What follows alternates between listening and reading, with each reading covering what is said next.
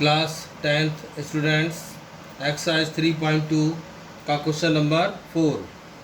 Which of the following pairs of linear equations are consistent और inconsistent. If consistent obtain the solution graphically.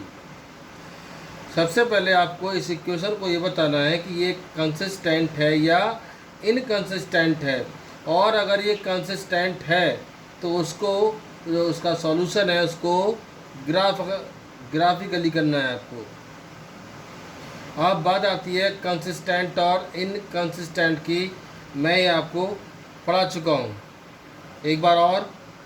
a1/a2 equal not b1/b2 आए तो वो आपका हो जाएगा कंसिस्टेंट, और a1/a2 equal b1/b2 equal c1/c2 आए तब भी वो आपका कंसिस्टेंट होगा, और a1/a2 equal b1/b2 equal not c1/c2 आए तब होगा वो इनकंसिस्टेंट।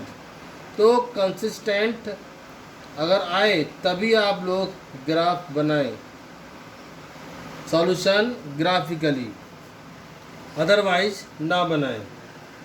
अब चलते हैं अपने आंसर पर। x प्लस वाई -5 इक्वल 0 हो गया, इक्वेशन नंबर फर्स्ट। और 2x प्लस 2y -10 इक्वल 0 हो गया, second equation. Then a1 equal 1 आ गया, क्योंकि x से पहले कुछ नहीं है, कुछ नहीं का मतलब 1 हो गया। और आपका a2 हो गया 2, b1 इक्वल 1 हो गया, b2 इक्वल 2 हो गया, c1 इक्वल -5 हो गया, c2 इक्वल -10 हो गया। देन a1/a2 इक्वल 1/2 हो गया, b1/b2 इक्वल 1/2 हो गया, और c1/c2 इक्वल -5/-10, माइनस कैंसिल, 5 बन जा 5, 5 2 जा 10, ये भी 1/2 हो गया। Then a1/a2 equal b1/b2 equal c1/c2 हो गया, और ये आपका हो गया कंसिस्टेंट। क्वेश्चन में कहा गया है if consistent obtain the solution graphically. अब ये सॉल्यूशन ग्राफिकली आएगा। First equation x plus y equal 5 था, देन 5y इक्वल 5, x कर दिया हमने ट्रांसपोर्ट इधर -x, और y इक्वल 5 -x हो गया। अब इसके बाद हम बनाते हैं एक टेबल।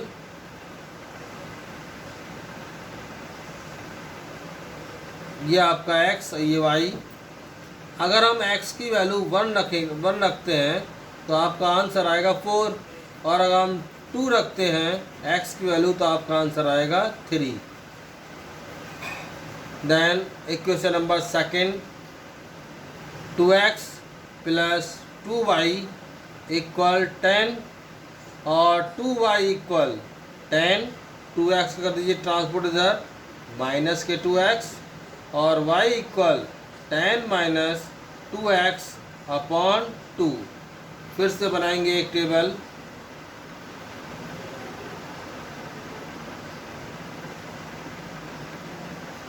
ये x हो गया, ये y हो गया। अगर हम इसकी वैल्यू 0 रखते हैं, 10 - 2 × 0/2 हो गया, और 10 - 0/2 हो गया, 10/2 इक्वल 5 हो गया, 0 रखकर 5 हो गया। अब आप इसमें 1 रखकर देखेंगे x की वैल्यू को, 2 10 - 2/2, देन 8/2, ये आपका 4 हो गया। 1 नक्कर 4 आ गया।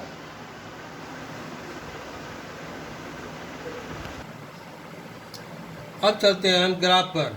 ये आपका होगा वाई एक्सिस और ये होगा आपका एक्स एक्सिस। पहली टेबल के अकॉर्डिंग 1 4 एक्स की वैल्यू 1 वाई की वैल्यू 4। एक्स की वैल्यू 1 यहाँ होती है प्लस की, और 4 की वैल्यू वाई ऊपर की तरफ जाती है, ये रही जाती है। तो ये आपका हो गया 1,4 2 3 2 ये रहा और y का 3 ये रहा। ये आपका आ गया 2 3। और इन पॉइंट्स को मिलाते हुए एक स्ट्रेट लाइन स्केल से ड्रॉ करेंगे आप, और जहाँ पर x और y इंटरसेक्ट हो जानी चाहिए।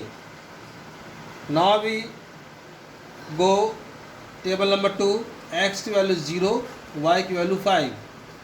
x की वैल्यू 0 मिडिल में ही आती है, y की भी 0 मिडिल में ही आती है, और 5 आपका गया ऊपर की तरफ को यहाँ।